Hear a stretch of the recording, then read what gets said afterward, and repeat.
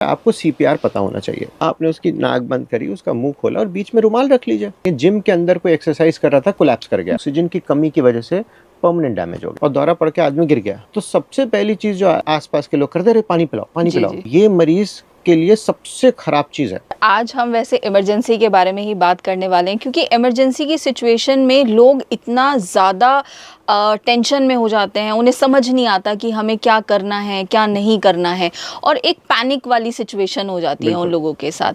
तो हम जब पैनिक की बात करते हैं तो मेरे माइंड में अभी एक रिसेंट का केस आता है। अभी रिसेंटली जो है शेफाली की डेथ हुई हार्ट अटैक की वजह से। उससे पहले सिद्धार्थ जो बॉलीवुड एक्टर थे, उनकी डेथ हुई। और ऐसे बहुत सारे केसेस कोविड के बाद हमें जनरली सुनने के लिए मिल रहे हैं कि लोगों को हार्ट अटैक हो गया।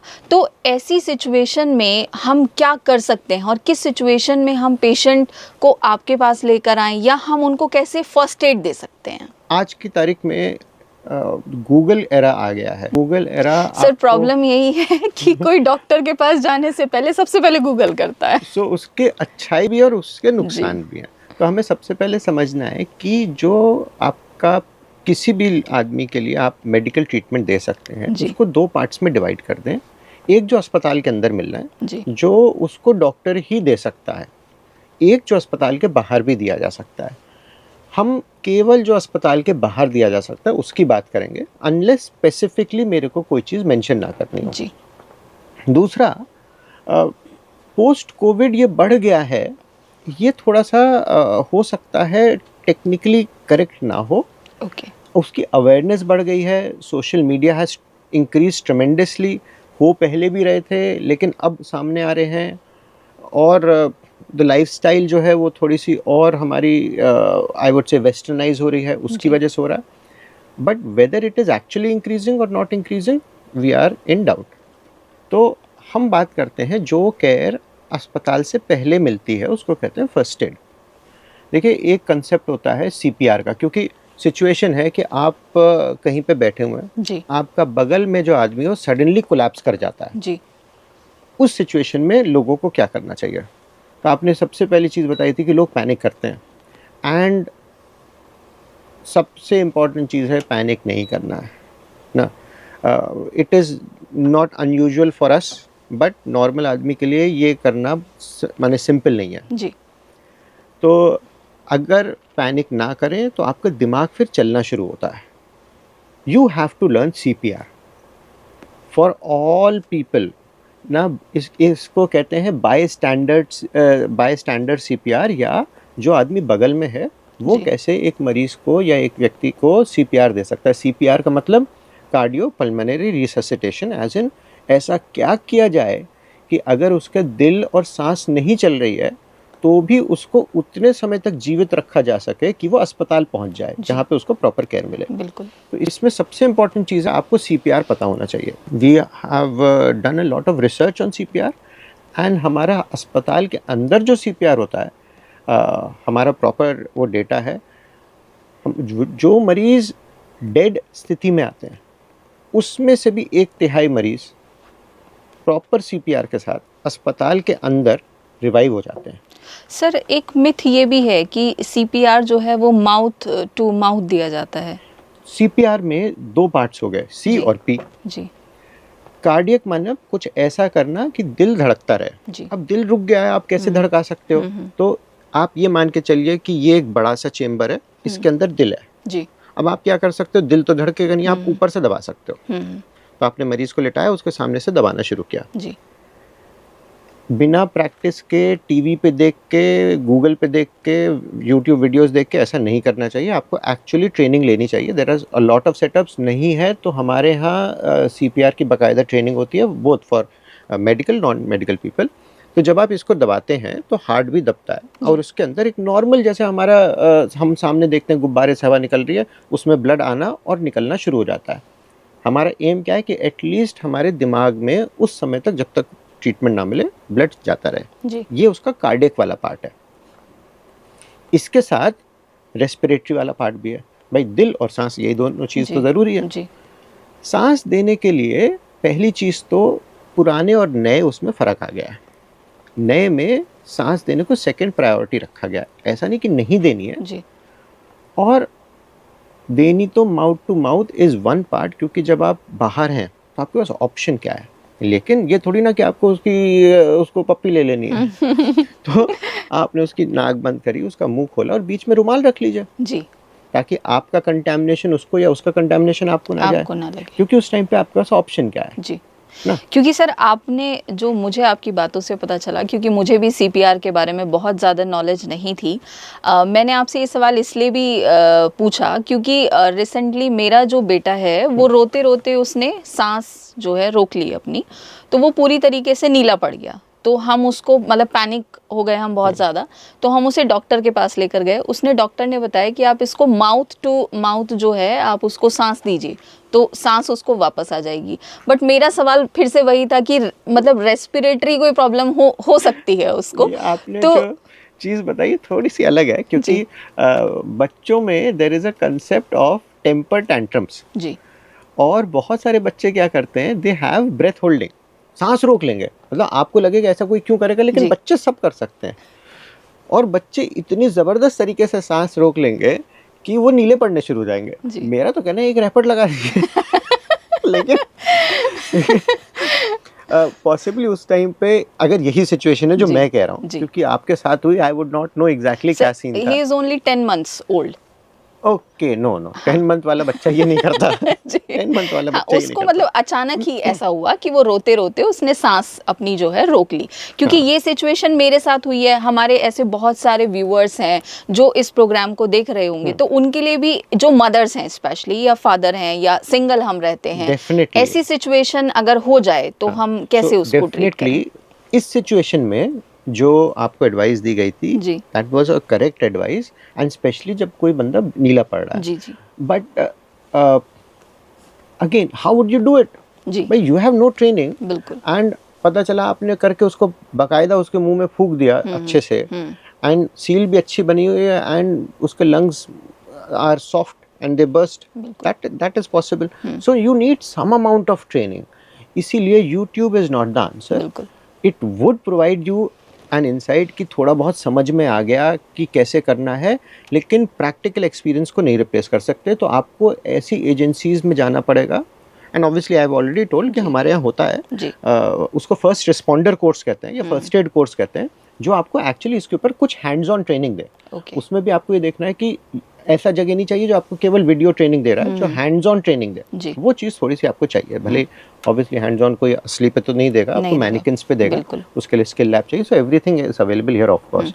तो इस केस में दिस शुड बी डन कि कार्डियोपल्मोनरी रिससिटेशन, कैसे दिल को और लंग्स को या ब्रीदिंग को रिससिटेट, मतलब वापस उसको बनाया जाए या स्टेबल किया जाए। ये प्रोसेस एक बाय स्टैंडर्ड को आना चाहिए।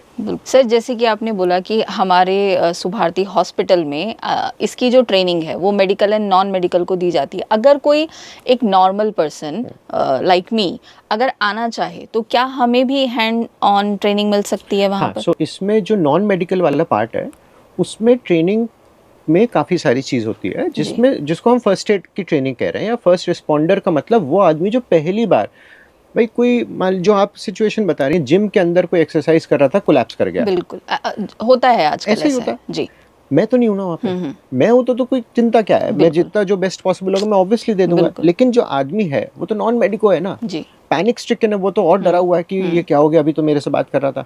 उस सिचुएशन में तो उसी को ट्रेनिंग देनी है। तो जो मैं नॉन मेडिको की ट्रेनिंग दे रहा हूँ, बता रहा हूँ, वो फर्स्ट एड से रिलेटेड ट्रेनिंग है, तो ये बिल्कुल आपको ही मिलेगी। जी। मेडिको को नॉर्मल ट्रेनिंग से हट के ट्रेनिंग चाहिए, उनको कुछ स्पेशल चाहिए, मतलब उसको कुछ एटलीस्ट, डिफरेंट। जैसे मान लीजिए कुछ डिवाइस होते हैं जी, जो आप नाक में या मुंह में डाल सकते हैं, या उस तरीके के कि अगर आप प्राइमरी हेल्थ सेटअप पे भी हैं तो भी आप काम कर पाएं। मैं एक नॉन मेडिको को नहीं बताऊंगा, जी, लेकिन एक मेडिको को थोड़ी सी एडवांस्ड वाली ट्रेनिंग भी मिलेगी।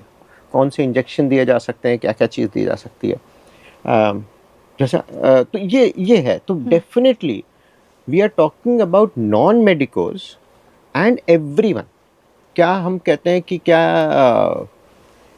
से 11वीं 12वीं का बच्चे को पता होनी चाहिए। यस, बिल्कुल, why not sir. That's why हमारी जो गवर्नमेंट है उसने नेशनल एजुकेशन पॉलिसी में फर्स्ट एड का एक सब्जेक्ट रखा है जो कि स्टूडेंट्स के लिए को करिकुलर कंपलसरी है और इंटर स्कूल्स में भी है, ताकि एक जो बेसिक नॉलेज फर्स्ट एड की है वो उनको मिल पाए।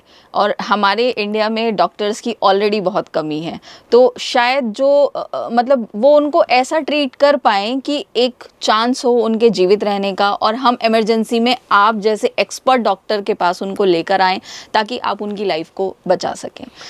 तो फर्स्ट एड की बहुत सारे प्रॉब्लम द फर्स्ट एड के साथ है कि एक्चुअल नॉलेज भी है जी, और बहुत मिथ्स भी है जी, ये नहीं ये कर दो। जैसे कि अगर आप अभी किसी से पूछिए कि किसी को दौरा पड़ा और दौरा पड़ के आदमी गिर गया, तो सबसे पहली चीज जो आसपास के लोग करते रहे, पानी पिलाओ, पानी जी, पिलाओ। जी, जी। और मेरे लिए ये मरीज के लिए सबसे खराब चीज है।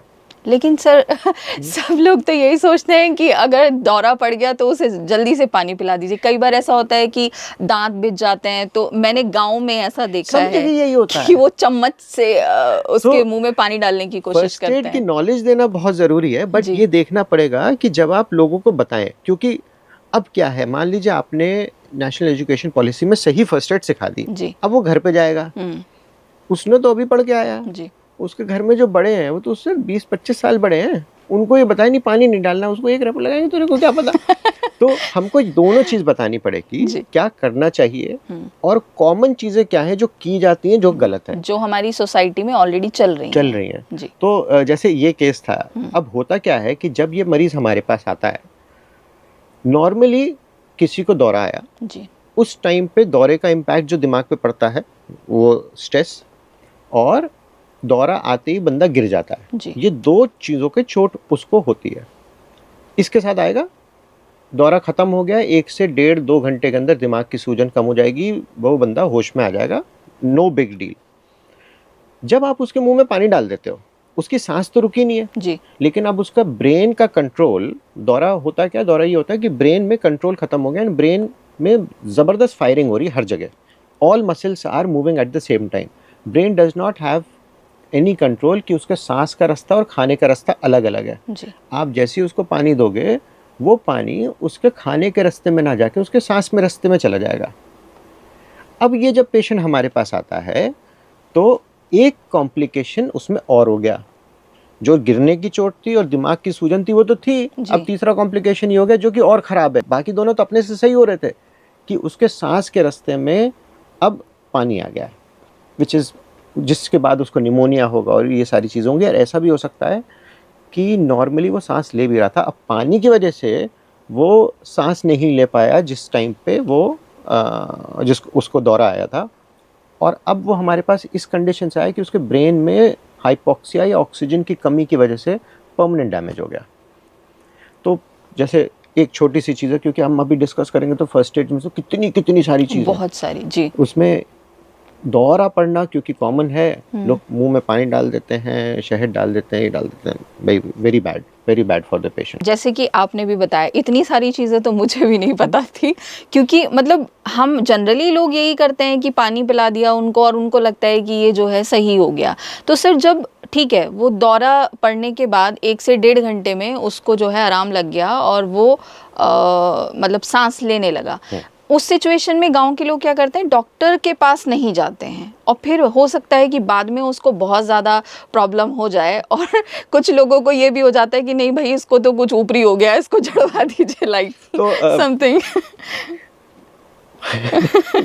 मेरा ये कहना है ना, मैं झड़वाने के भी अगेंस्ट नहीं हूँ जी, मेरा तो कहना है, मेरी जानकारी एलोपैथी की है जी, मैं एलोपैथी के बारे में बता सकता हूँ। मेरा काम है मेरा मरीज सही होना चाहिए जी, वो मैं कहता हूँ झड़वाने से ही सही हो रहा, हालांकि झड़वाने के पीछे कोई साइंटिफिक एविडेंस नहीं है, लेकिन क्या पता किसी के लिए काम करता हो, क्या पता है वो उसी के डर से कि मेरे को अगली बार भी झड़ने के लिए ले जाएंगे, और तो जितने लोग फेक करते हैं ना करें, या एक्चुअल इफेक्ट हो। तो मैं ये नहीं कह रहा आप जो दूसरी चीज़ करते हैं वो मत करिए, बट एटलीस्ट आप एक प्रॉपर मेडिकल एडवाइस लीजिए, बिकॉज आप इसका इम्पैक्ट समझिए। ज़रूरी तो नहीं है ना घर पे ही आएगा, जी, कहीं भी हो सकता है, कहीं पे भी हो सकता है। आप माओ के बारे में सोचिए, घर पे अकेले हैं, बच्चे स्कूल गए हैं, हस्बैंड इज वर्किंग, वो घर पे काम कर रही हैं, रोटी सेक रही हैं, गैस इज ऑन और उनको दौरा आ गया जी। Now what?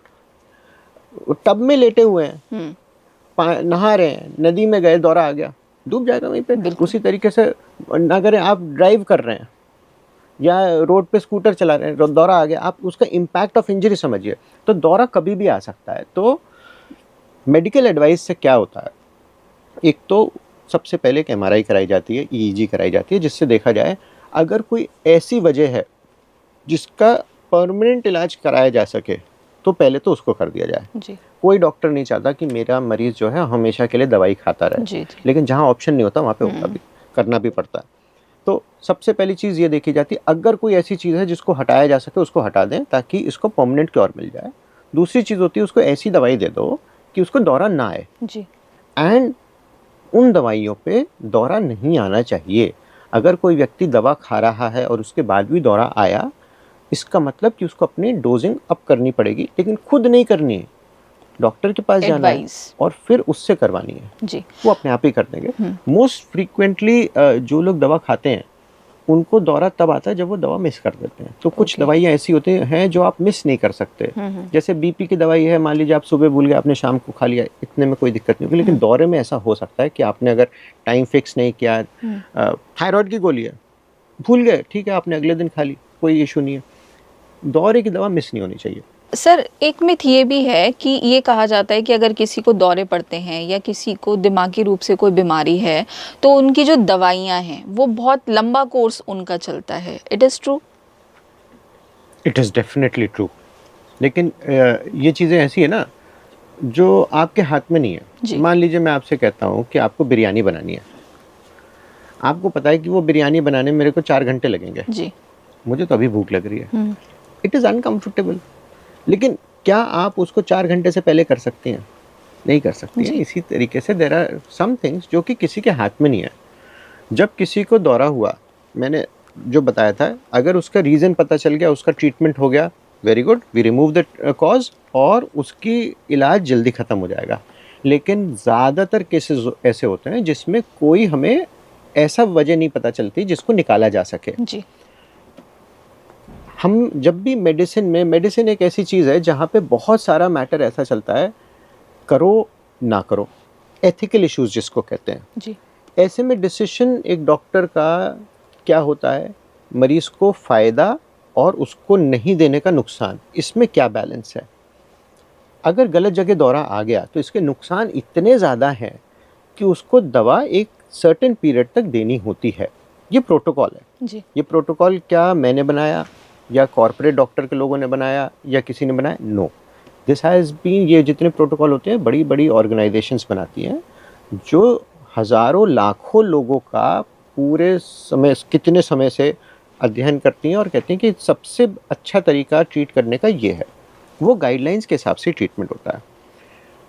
सपोज़ वो गाइडलाइन है कि 2 साल तक आपको ट्रीटमेंट करना है तो 2 साल तक खानी पड़ेगी। 2 साल के बाद आपको रिकॉर्ड निकालना है कि इसको दौरा आए नहीं आए, क्या इसकी डोज हम सेम रखें, कम कर दें, ये सारी चीज़ें होती हैं। लेकिन आपका जो प्राइमरी सवाल कि लंबे समय तक ट्रीटमेंट चलता है, एब्सोल्युटली करेक्ट। कोई कहे कि नहीं, मैं अभी, कई लोग होते हैं भाई मरीज़ मेरे पास आ ही नहीं रहा जी। तो मैं क्या करूँगा, उसको ऐसी चीज़ बोलूँगा जो मुझे भी पता गलत है, लेकिन वो हो जाएगा, अरे तुम्हें अभी ट्रीटमेंट देता हूँ, 2 महीने में सही हो जाओगे।